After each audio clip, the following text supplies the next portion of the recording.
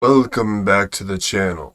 As you can tell, I am Thor, and I am here to tell you about myself. There's a new game that came out recently, and it's portraying me in a rather unflattering light, so I've decided to let you know just what type of guy I am. Now, shall we get into this? Thor was the fiercest of all the Norse deities. The god of thunder, lightning, and always ready to fight. Wielding Mjolnir, I defeated many monsters and Jotuns alike. Paragon of strength and masculine virility, the storm god Thor was the fiercest of all Norse deities.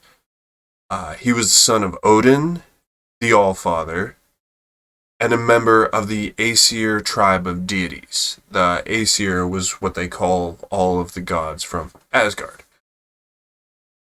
Among many abilities, Thor commanded storms and rain, and brought lightning and thunder. Due to his prodigious sexual appetite and his aptitude for impregnating women, Thor was also associated with fertility. He wielded a warhammer called Mjolnir, and was thought to have red hair and a red beard. Brave, powerful, and righteous, Thor fully embodied the hero archetype. When Odin and Loki sulked and schemed, Thor faced his problems with a hammer in his hand and violence in his heart. Whenever a fearsome beast or a wily Jotun threatened their peace, the gods generally turned to Thor for intervention.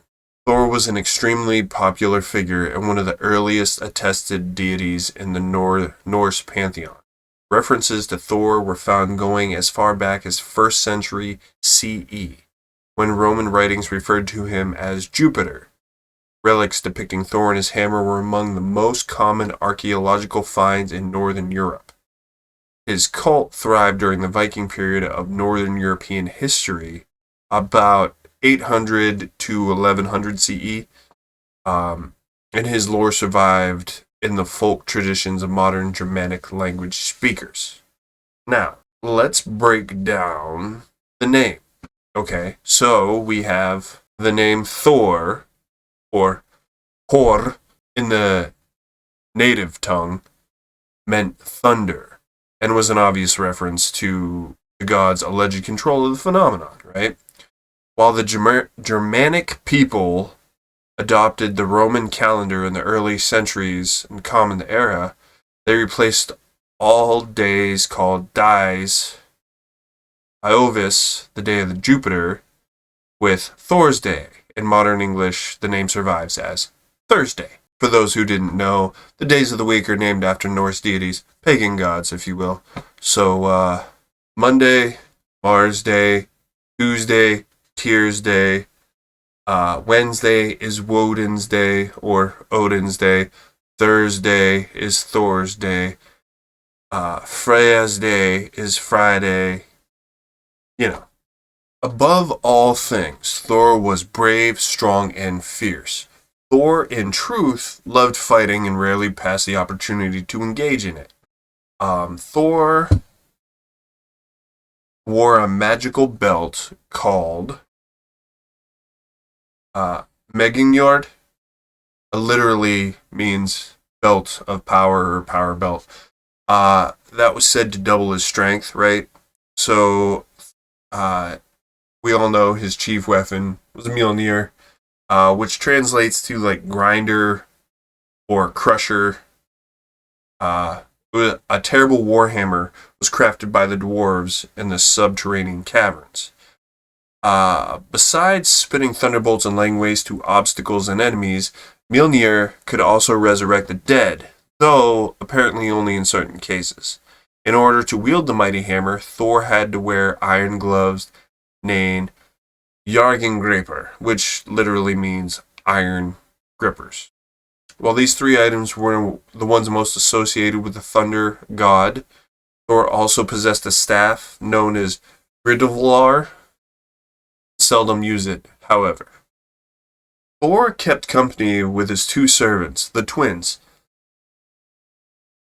Bjarlfi, and Roskva.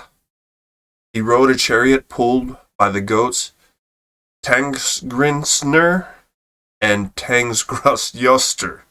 Thor regularly slaughtered these goats and ate them, only to use Mjolnir to bring them back together to have him pull his chariot again. So, I don't know about that. Thor's realm was the field Torgenvangr in Asgard, where he built his Oaken Hall. The building was said to be the largest ever erected and featured a grand total of 540 rooms. Why 540? I don't know. For when all the bros come over, probably. Thor was the son of Odin, the chief of the Aesir deities and highest among all gods, while his mother, variously known as Jord, in all cases she was identified as a giant, making Thor half Jotun. Thor's heritage provided an interesting contrast with his noted enmity for the Jotnar by the way of Odin. Thor had many prominent half-brothers, including Balder, Vali, and Vidar, which we've discussed before, and other half-brothers including Tyr, Heimdall, Bragi, and Hodder. In the fullness of his manhood, Thor married golden-haired Sif, a goddess associated with faith, family, and fertility. With Sif, Thor had a daughter known as Thur, who may have become a Valkyrie. Outside his marriage, Thor had the regular lover Jarnsaxa. With his Jotun lover, Thor had a son named Magni. He also had many casual lovers and one-night stands. At least one of these encounters produced a son, Modi, though the boy's mother was not identified in any surviving Norse text.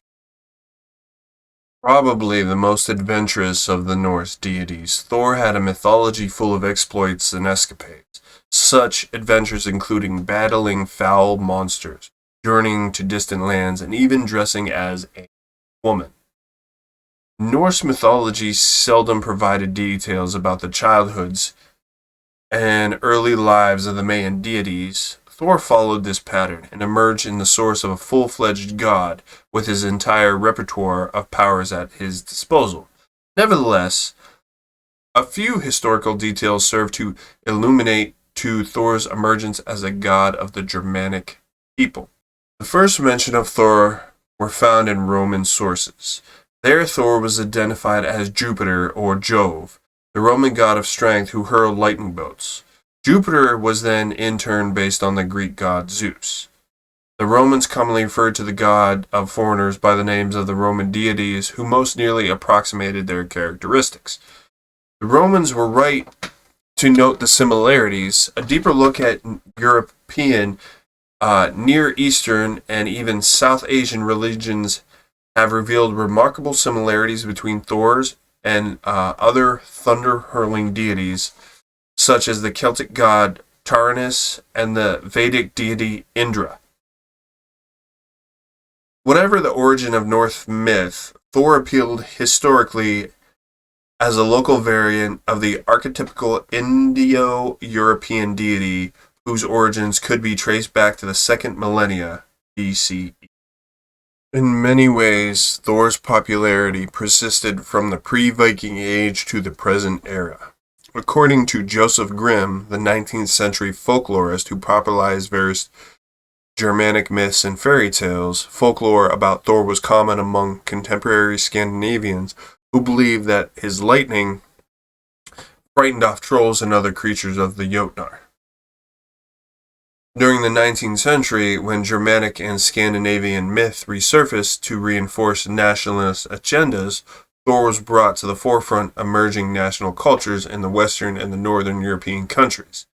He was commonly depicted in paintings of the period and writers and poets ranging from Adam Gottlob Oehlenschläger, a Dane, to Henry Wadsworth Longfellow, an American, to Rudy Kipling, an Englishman, used Thor as the character in their literature.